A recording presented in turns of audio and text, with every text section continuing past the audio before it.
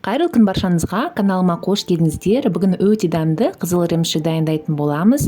Шаймен ішкенге өте дәмді әрі пайдалы. Менімен бірге дайындап көріңіздер.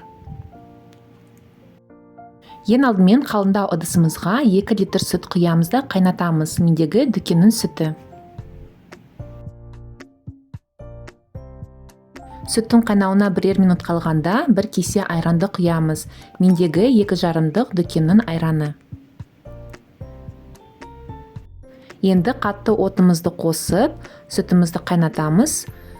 Міне көріп тұрғандарыңыздай сүтіміз іріп, сары су бөліне бастайды. Қатты отта қайнатып алғаннан соң, отымызды бәсеңдетіп 1,5-2 сағаттай осы массамызды қайнатамыз. Уақыт өткеннен кейін біздің ірімшігіміз сарылау түске айнала бастады. Енді 100 грамдай қант қосып, тағы да 1,5-2 сағаттай қайнатамыз. Міне біздің ірімшігіміздің суы сорғыды, демек дайын деген сөз. Енді осындай тесік ожауымызға орамалымызды салып, барлығын осы ірімшікті саламыз. Бізге суын сорғыту керек болады.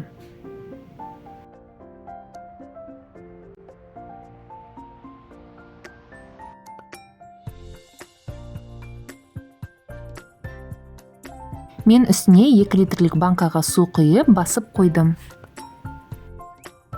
Міне достар, біздің қызыл ірімшігіміз дайын болды. Дәмі енді өте керемет, маған қатты ұнады.